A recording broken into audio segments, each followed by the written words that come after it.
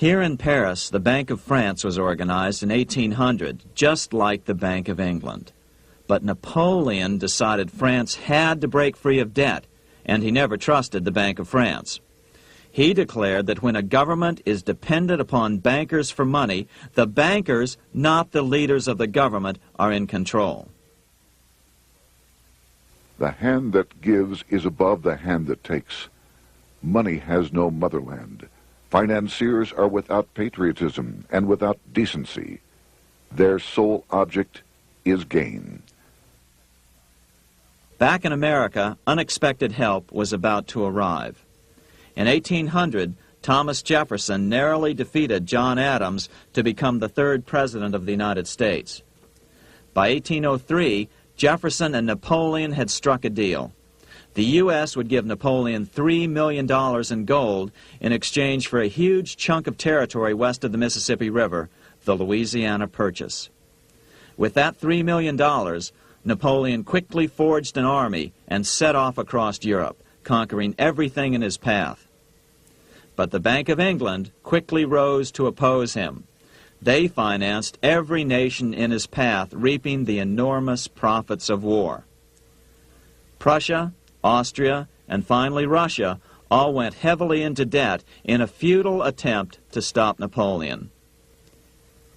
4 years later, with the main French army in Russia, 30-year-old Nathan Rothschild, the head of the London office of the Rothschild family, personally took charge of a bold plan to smuggle a much-needed shipment of gold right through France to finance an attack by the Duke of Wellington from Spain. Nathan later bragged at a dinner party in London that it was the best business he'd ever done. Little did he know that he would do much better business in the near future. Wellington's attacks from the south and other defeats eventually forced Napoleon to abdicate, and Louis XVIII was crowned king. Napoleon was exiled to Elba, a tiny island off the coast of Italy, supposedly exiled from France forever.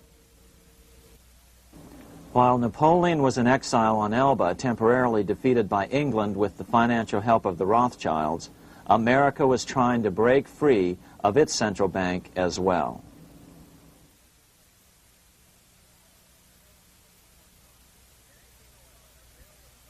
In 1811, a bill was put before Congress to renew the charter of the Bank of the United States. The debate grew very heated, and the legislatures of both Pennsylvania and Virginia passed resolutions asking Congress to kill the bank. The press corps of the day attacked the bank openly, calling it a great swindle, a vulture, a viper, and a cobra. Oh, to have an independent press once again in America. A congressman named P.B. Porter attacked the bank from the floor of Congress, saying if the bank's charter was renewed, Congress, quote, will have planted in the bosom of this Constitution a viper, which one day or another will sting the liberties of this country to the heart, close quote. Prospects didn't look that good for the bank. Some writers have even claimed that Nathan Rothschild warned that the United States would find itself involved in a most disastrous war if the bank's charter were not renewed. But it wasn't enough. When the smoke had cleared, the renewal bill was defeated by a single vote in the House and was deadlocked in the Senate. By now, America's fourth president, James Madison, was in the White House. Remember, Madison was a staunch opponent of the bank. His vice president, George Clinton, broke a tie in the Senate and sent the bank into oblivion. Within 5 months, England attacked the U.S., and the War of 1812 was on. But the British were still busy fighting Napoleon, and so the War of 1812 ended in a draw in 1814. Though the money changers were temporarily down, they were far from out. It would take them only another 2 years to bring back their bank bigger and stronger than ever.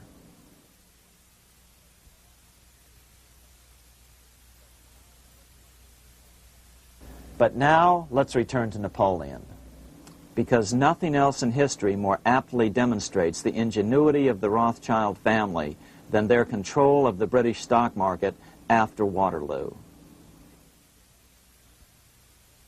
In 1815, a year after the end of the War of 1812 in America, Napoleon escaped his exile and returned to Paris. French troops were sent out to capture him, but such was his charisma that the soldiers rallied around their old leader and hailed him as their emperor once again. In March of 1815, Napoleon equipped an army which Britain's Duke of Wellington defeated less than 90 days later at Waterloo. Some writers claim Napoleon borrowed £5 million from the Bank of England to rearm, but it appears these funds actually came from the Ouvard banking house in Paris. Nevertheless, from about this point on, it was not unusual for privately controlled central banks to finance both sides in a war. Why would a central bank finance opposing sides in a war? Because war is the biggest debt generator of them all. A nation will borrow any amount for victory. The ultimate loser is loaned just enough to hold out the vain hope of victory, and the ultimate winner is given enough to win. Besides, such loans are usually conditioned upon the guarantee that the victor will honor the debts of the vanquished.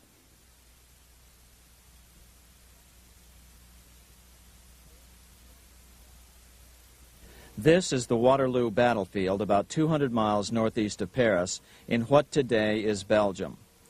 Here Napoleon suffered his final defeat, but not before thousands of French and Englishmen gave their lives on a steamy summer day in July of 1815. Right over there, on June 18, 1815, 74,000 French troops met 67,000 troops from Britain and other European nations. The outcome was certainly in doubt. In fact, had Napoleon attacked a few hours earlier, he would probably have won the battle. But no matter who won or lost, back in London, Nathan Rothschild planned to use the opportunity to try to seize control over the British stock and bond market and possibly even the Bank of England. Rothschild stationed a trusted agent, a man named Rothworth, on the north side of the battlefield, closer to the English Channel. Once the battle had been decided, Rothworth took off for the Channel. He delivered the news to Nathan Rothschild a full 24 hours before Wellington's own courier. Rothschild hurried to the stock market and took up his usual position in front of an ancient pillar. All eyes were on him. The Rothschilds had a legendary communications network. If Wellington had been defeated and Napoleon was loose on the continent again, Britain's financial situation would become grave indeed. Rothschild looked saddened. He stood there motionless, eyes downcast. Then suddenly he began selling. Other nervous investors saw that Rothschild was selling. It could only mean one thing. Napoleon must have won, Wellington must have lost. The market plummeted. Soon everyone was selling their consols, their British government bonds, and prices dropped sharply. But then Rothschild started secretly buying up the consols through his agents for only a fraction of their worth hours before. Myths, legends, you say? 100 years later, the New York Times ran a story which said that Nathan's grandson had attempted to secure a court order to suppress a book with this stock market story in it. The Rothschild family claimed the story was untrue and libelous, but the court denied the Rothschilds' request and ordered the family to pay all court costs. What's even more interesting about this story is that some authors claim that the day after the Battle of Waterloo, in a matter of hours, Nathan Rothschild came to dominate not only the bond market, but the Bank of England as well. Whether or not the Rothschild family seized control of the Bank of England, the first privately owned central bank in a major European nation and the wealthiest, one thing is certain. By the mid-1800s, the Rothschilds were the richest family in the world, bar none. They dominated the new government bond markets, and branched into other banks and industrial concerns. In fact, the rest of the 19th century was known as the Age of the Rothschilds.